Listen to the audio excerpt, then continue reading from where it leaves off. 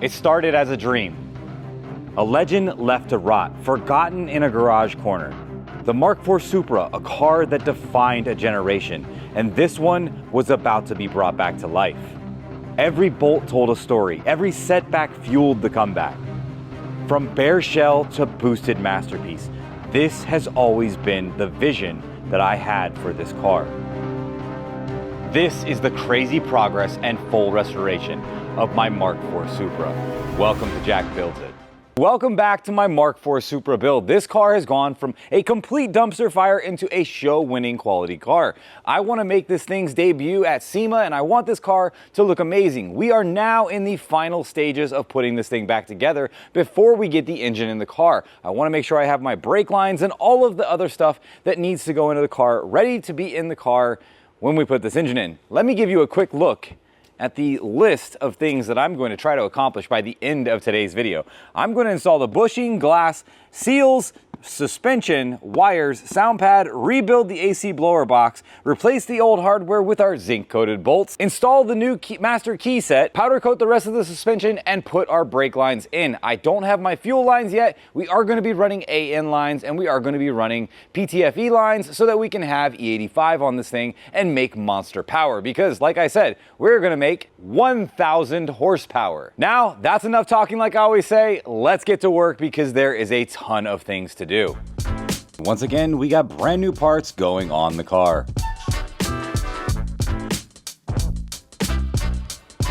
And sticking with the theme of this build, we are spending more money to make this car look even better. And I spend a lot of money on this car already. This here is a brand new factory fresh seal that only cost me about $65. Now this step is not absolutely necessary, but I like to do this to give the urethane a little bit better bite into the clear coat. All right, full trust. Please don't break.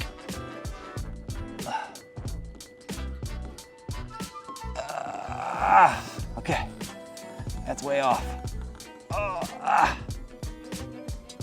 Okay. Now that the car is quiet enough to hear my own bad decisions, let's get the rest of this spaghetti mess sorted out in the car. Pray for me. If you remember from a previous episode, I had to do a lot of wiring repairs to this interior harness. Thankfully, my friend in Australia got me over a brand new interior harness with a brand new fuse box. One of the diodes was melted on there, and that diode actually controlled the marker lights on the car. I got a new OEM in the box cylinder and key set. This comes with not only 3 sets of keys, we got your 2 spares, then you got your nice rubber key right here, along with the hatch lock that goes through the rear taillight, and 2 for the inside right here. So one of these goes to the driver's side and one goes to the passenger side. Not only that, got the lock for the glove box. How awesome is that? And on top of that, this came with the ignition. So now I'm going to be able to rekey this entire car. Let's get back to work. Now before I built anything, I had to go through every single one of these zinc plated bolts and get them sorted out.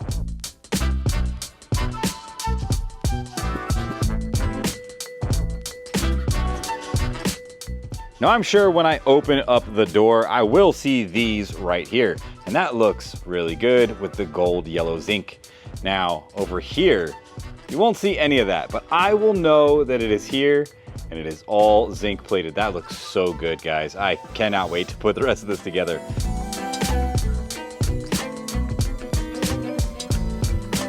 My OCD is so bad that I'm actually changing out the felt on the window track so that I can put my zinc coated window track in.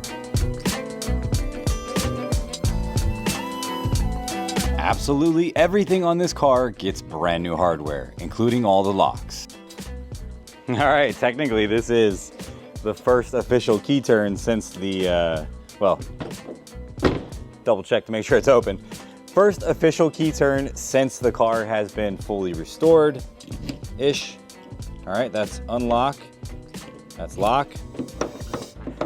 Yes! Now I replaced the tired and damaged hood latch cables and I reused the old hood latches.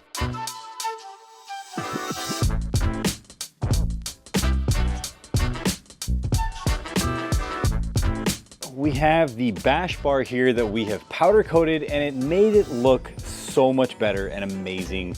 This is awesome, right? The problem is no one's gonna ever see this again once I put it on here. That's okay, because I know it's on there and I know it looks good. Not only does it look good, but putting this thing in place right now is a nice little confidence booster, because you can tell that the frame rails are straight when these things bolt up easy and without no issues.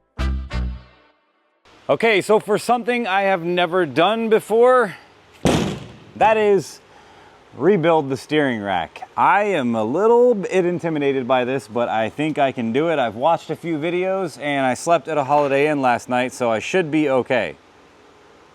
Anyway, all the parts on this are pretty well worn out. This is not terrible, but these are pretty inexpensive and easy to replace. The boots were missing when we got the car, go figure. You know, one more thing, not on this car. We've had to source so many things. You see over here, the plug is broken, and yep, that needs to be replaced too.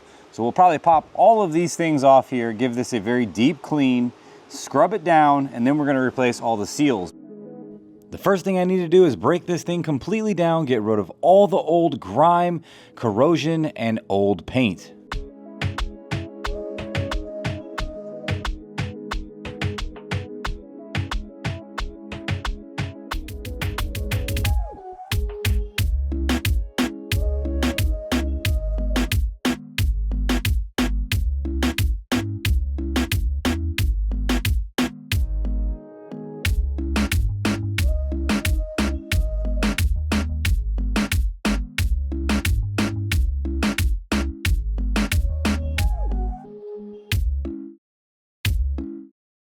Now it's time for a fresh coat of some 2K base coat. This is Hot Rod Black, so it won't stand out too much against all of the nice powder coated parts. Okay, out of the comfort zone into the danger zone. Essentially, I am going to be rebuilding a rack for the very first time, and I've never done anything like this. I'm a little nervous, but at the same time, I'm also very excited to see whether or not I can do this. Now, I have picked up a brand new rebuild kit. I got this on eBay straight from Japan for about $65. Now, you can buy these, I believe, in the US from Toyota, but I wanted to get this for a little bit cheaper, and $65 versus $100, I believe it was, like $120. Saving money. Yeah, we're saving money on this car. Anyway, I have learned how to rebuild this rack by going on YouTube and watching another person rebuild this rack. These parts look really good now. We have all of our finished surfaces clean. As you can see here, these are ready to go where they made up metal to metal. And we have all of the old bushings out, and everything has been replaced to the point of where we are only using the bearings. Now, the bearings all seemed very good. I didn't see any issues with these. I have them soaking in ATF because I don't want to have any of these getting any surface rust on them while I wait to reinstall this. So the inside is nice and clean. I don't know if this is going to come across on camera or if it's going to focus or not, but either way, this looks really good. As you can see, we have a very nice paint job on all of the parts. Now to these guys over here. So there is a lot of seals on this. This has Teflon seals right here. So the problem with Teflon is it tears very easily. It's a very good lubricated seal, and it's made to move back and forth without having any issues of rubbing and chafing like a rubber seal would. But the problem is these do not expand and they do not stretch, and they will tear and rip easily, especially on these little sharp edges right here. So what I'm going to do is I'm also going to soak these in ATF, and this is something that I also learned by watching this guy's channel on YouTube. But I'm going to essentially clean this out a little bit more, make sure it's good, remove all of the old seals. We're going to soak our new seals in ATF, stretch them out a little bit, put them back over there, and then we should be good to reinstall this. Now, something I wanted to show you guys, why the important thing of keeping a rubber boot on your steering rack sealed and good to go is because if you have an exposed open rack, what happens is rocks and debris can get in there. And right here on the gears, you can slightly see there's a little bit of marks going on right there. And that right there, my friends, is from rocks. This thing actually was pulverizing rocks inside of here. When I cleaned it out, there was several pebbles that actually came out of this main tube right here. Obviously, they're not gonna go flowing through here, but what could happen is that could get in between that area right there and clog it, causing the power steering pump to starve for fluid, burning up my power steering pump, which would have sucked. I think the power steering pump is still good, but we are going to change that because there needs to be modifications made to that because of what we're doing on the engine. All right, well, that's enough talking like I always say. Let's get to rebuilding something that could possibly leak, even though we don't know what we're doing. We're watching a YouTube video to figure this out. All right. First thing I need to do is remove all of these old rubber and Teflon seals and throw these things away and replace them with new ones.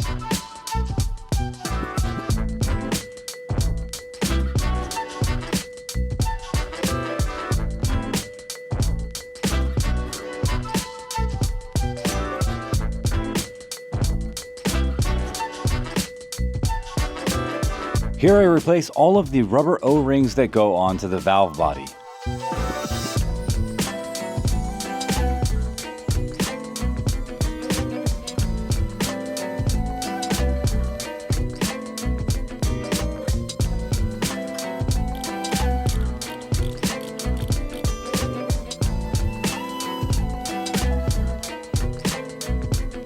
Now I use a hammer and a socket to knock in this seal here. You want to be very gentle and make sure that you lubricate the area so this slides into place easy.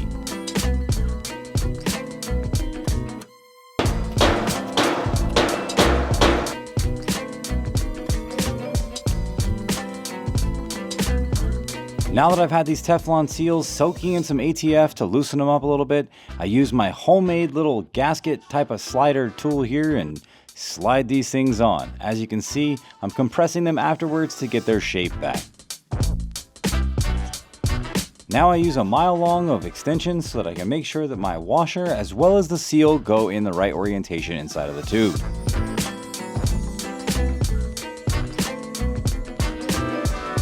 This step is critical right here. You want to make sure that you don't break that seal on the inside because that is a common failure point. Once I have all that stuff in place, the washers, C-clip, and all the other parts go back into place.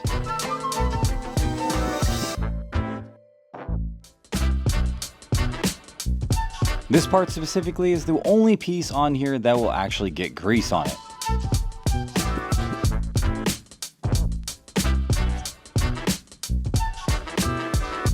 Now with all the bearings, seals, and everything in place, it's time to seal this thing up for the final time.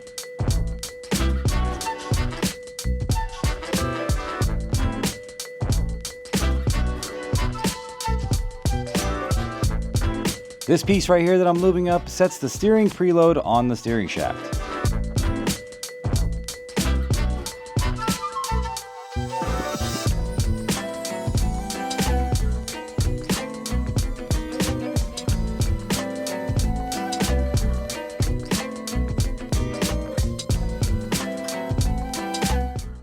The steering rack is finished, all of the seals have been replaced, we have our new bushings in place, and everything is painted, it looks very good. Now I won't know whether or not this is going to leak until I plumb it up and put pressure to the system.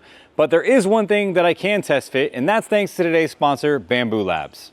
Now you guys know how I've been with this Noble M400 project. I've been doing everything I can to improve upon everything on this car. Now I want to prototype these parts, but to get them built over at a CNC shop, that costs a lot of money. And I don't want to waste money getting parts milled out and made for the Noble that don't fit and work. But thanks to my 3D printer from Bamboo Labs, I've been able to print out and design some very cool things. Remember the front hinge that we were talking about? Well, here it is, all 3D printed and ready to go. And as you can see, fully functional, gives us lift and tilt to where we'll be able to move that front clamshell up and back at the same time, opening it all the way up so we can get to everything that is down inside of that front area. We've also printed some things like this, which is a basic little box here that is going to be holding this little electronic piece, which senses current and power that is going to our e-brake. So essentially this guy right there is going to tell me whether or not a cable breaks on my parking brake, and it's going to send a signal to the dash throwing a light. It's a simple little tool and a simple little thing, and we're going to use epoxy resin to hold this piece in place. Now these are pretty cheap. They're about $10 a piece. And as you can see here, we've 3D printed a functional box that will bolt into place, and it also has little pins, so you can see here, that's held into place perfectly. We're going to have a plug right there. That's going to bolt into the tunnel, and if this breaks, we can literally pull this out, throw this away, and 3D print ourselves another one. Now this is something I am really proud of right here, this guy. So you have a brand new intake manifold going on to the Noble. The Noble has the ugliest intake manifold that I have ever seen because it's basically off of a Ford Escape. Now, when you look down into the engine bay through our brand new clamshell that has a window in the back, you don't want to see a Ford Escape intake manifold sitting there looking back at you. So now we have designed and built a intake manifold that we are going to make sure it fits before we go over to the machine shop and have this cut out. But I really like the way these came out and the way this looks. This thing is absolutely awesome, guys. Let me put it on the car so you can actually get a clear view of what this looks like. I mean, look at this though. This is awesome. Dude, the 3D printing on this is really, really nice. The resolution is very smooth. I mean, this, for all intents and purposes, if I didn't have to build this into 2 pieces, this probably would be a usable part with the right filaments. With my Bamboo X1 carbon, I've been able to develop and prototype some really cool parts, like this intake manifold. This intake manifold is going to totally change the design and look of the car. I'm really happy with the way this turned out. As you can see, everything bolts right into place. All right, let's find out if this fits or not.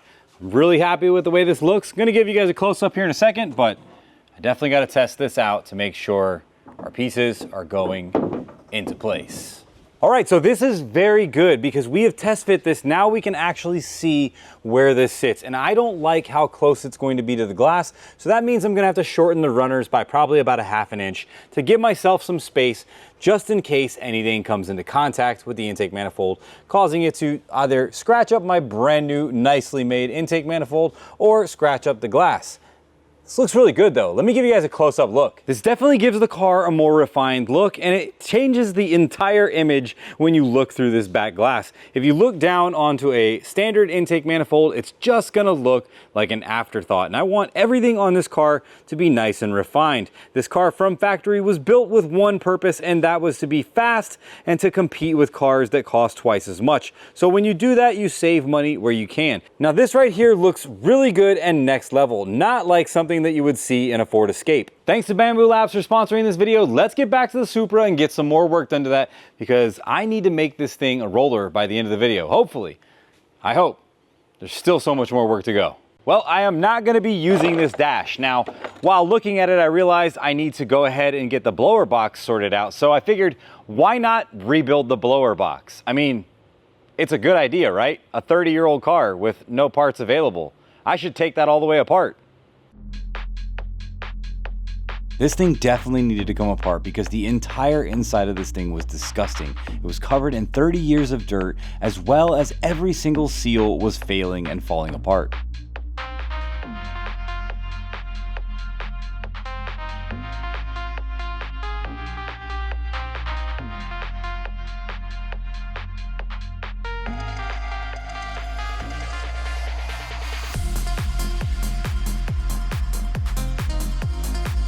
Now I've completely disassembled the blower box. I have removed the condenser as well as the heater core. The heater core does not look bad. I am gonna run some water through this to figure out whether or not we can clean all of the crud out of there. But this here has a ton of trash in it, along with blocked fins that just need to be taken care of and cleaned.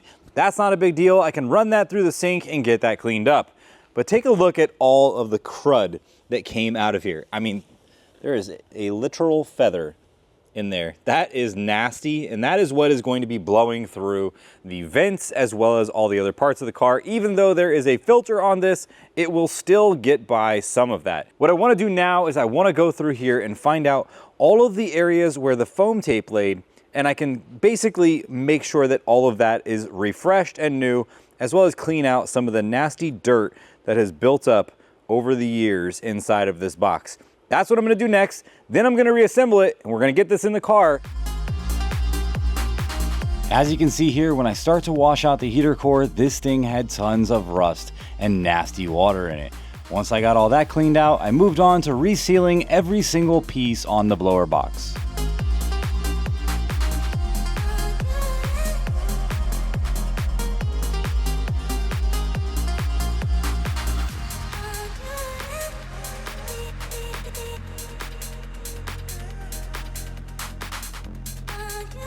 With everything clean, sealed, and refreshed, now it's time to get this thing back in the car.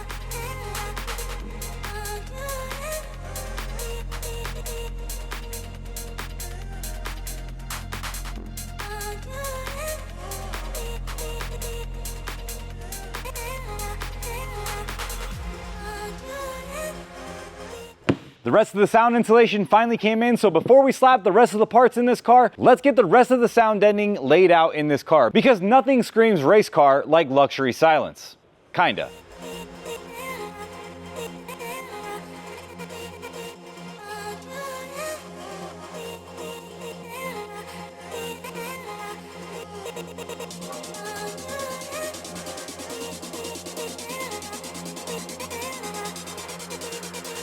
With the sound deadening complete, it's time to move on to the AC lines. I knock off all of the old corrosion and old overspray from a previous paint job, sand everything down, and then black it out again with some more hot rod black.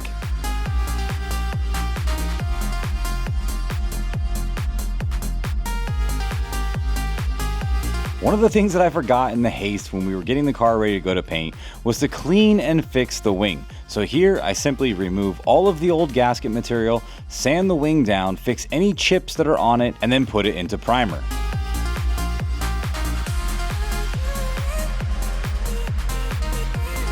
As you guys know, Eastwood is a sponsor of the Jack Builds It channel, and if you want a discount, head over there right now and use my code JackBuildsIt at checkout and save some money. We have been using paint, primer, as well as powder coat all over this build, and I can 100% confirm that all of it looks absolutely amazing. As you can see here, John helps me finish up the rest of the suspension with the Eastwood powder coat. Later on, I'm going to show you guys a test where I knock these things together and the powder coat holds on strong.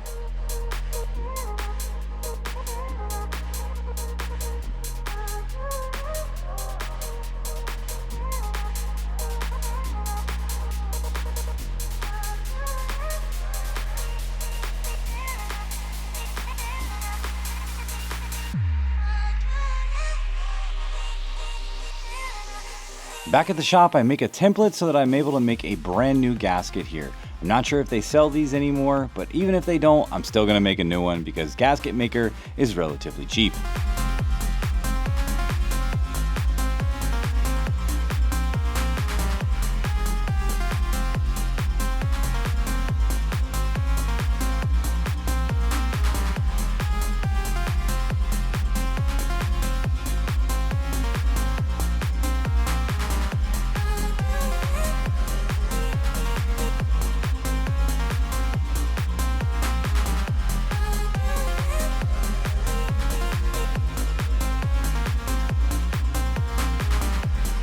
Now I install the brake booster along with the master cylinder, and I clean up the brake lines and reinstall those as well.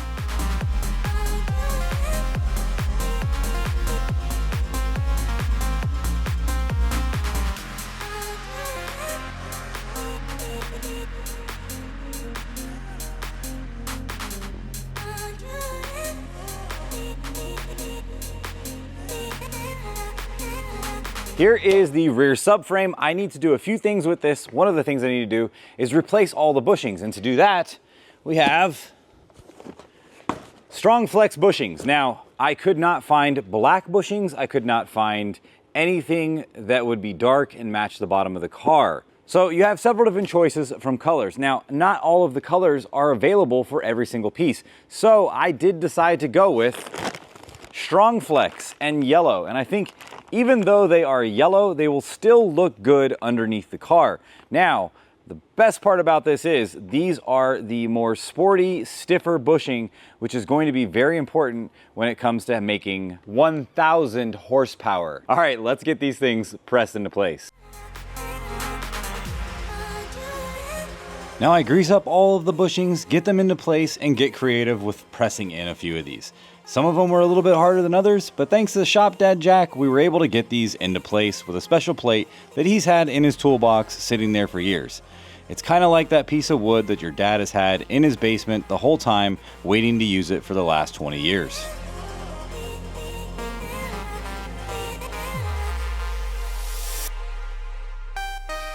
Next up, the upper control arms. Now the ball joints on these were still good, and I could tell they've probably been replaced pretty recently. So I just press out the old bushings and put in my new polyurethane bushings.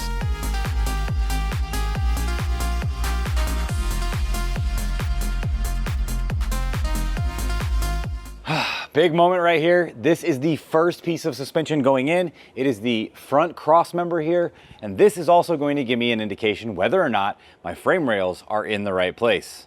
I hope they're in the right place. I've already measured many times.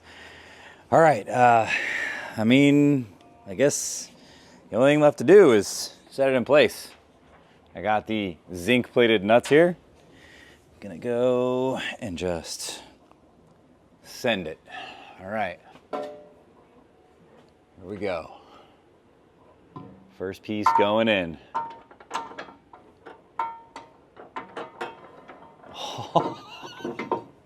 That went right into place. All right, it's really heavy holding it with one hand. Let me see if I can get these guys on here. Oh my goodness, guys. This is a huge moment for me. I am so excited on how well this looks, how well it turned out, how well it looks. Can't even talk right now. Everything seems to be lining up really well. Get this nut in place. One more.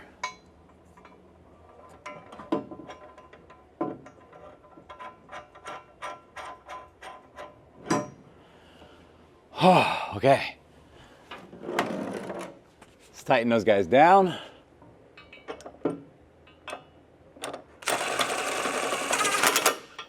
Okay.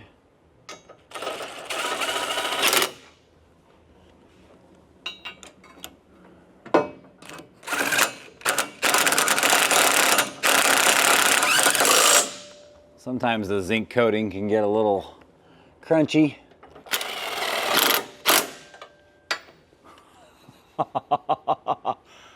I don't know how to say this, but that went right into place. I couldn't have wished for anything better on this. Now, officially we have our first piece of suspension in. We only have to put everything else in. Woo!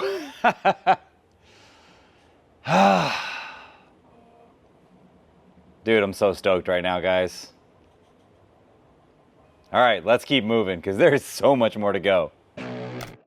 7 long months of working as hard as I possibly could on this car, trying to find parts as well as just doing anything it takes to make this thing move along.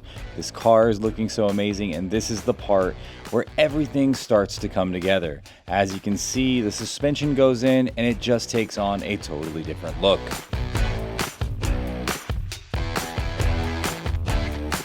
Again, I want to give a huge thanks to John for Cerakoting all of my heat shields. He actually let me do this late at night on a day off, and he stayed the whole day on Saturday with me to finish up all of the suspension parts.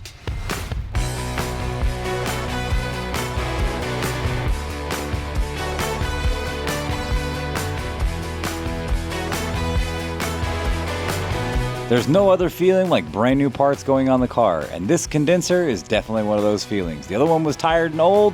Now we have a brand new condenser with refreshed lines.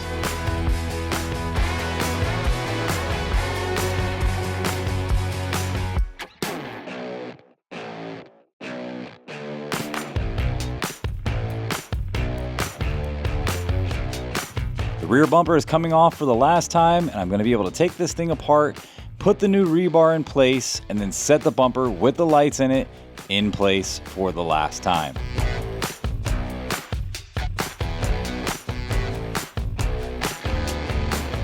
All new rear suspension bushings in place, and the cradle is going up for the last time as well.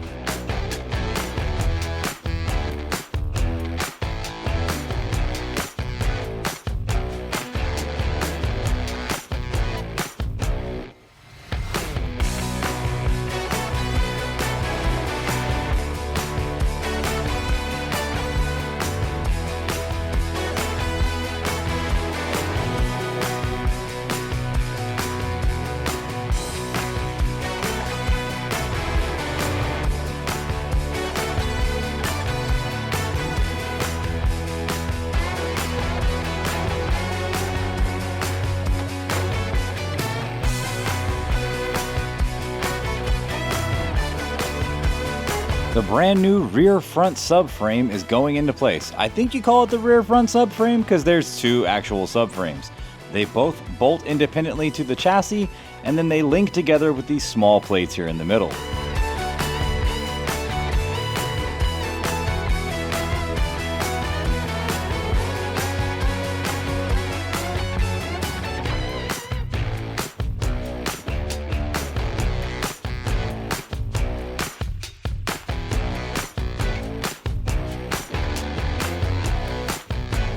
It's absolutely mind-blowing to think that a little under 7 months ago, this car was destined for the scrapyard, and now it's destined for SEMA 2025, where it will be displayed looking absolutely amazing.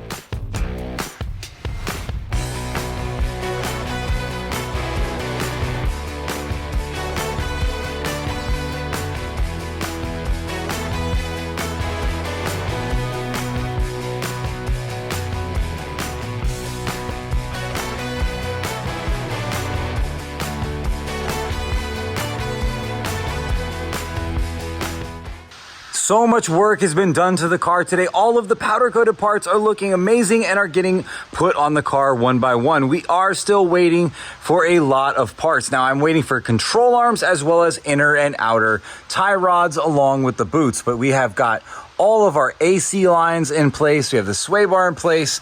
The steering rack is freshly repaired and in place. As you can see up here, we have our brake booster and master cylinder looking amazing, nice and freshly cleaned up and put into place. All of our brake lines in place. This car is starting to come together really, really nice. And over here you can see all of that freshly zinced hardware looking absolutely amazing under the car. And if you come to the back, it still gets even better. We have Cerakoted heat shields going to help with preventing any of the heat getting into the car. The rear cradle is looking awesome. We have some of the control arms in place. We have all of our new bushings that have been installed to this point in place. More Cerakoted heat shields. This car is looking absolutely amazing. Now, I have so much work left to do, and I still have a lot of parts that I'm waiting on. I'm waiting on control arms that have replaceable ball joints. There's so much more to go, but I'm excited because we are moving along fast. And thank you guys so much for watching. If this is the kind of content that you like, hit the thumbs up button and subscribe to the channel. Oh, and by the way, if you stuck around to the end, I'll get you guys a little secret on what's gonna happen this year at SEMA. I'm gonna be offering a contest here very soon where one of you guys, maybe two, is gonna be able to come out here and go see SEMA show for yourselves, all expenses paid, travel and everything. Gonna get a special tour of the cars. Thank you guys so much for watching. Hit that thumbs up button, subscribe to the channel, and I'll see you guys in the next one. Peace.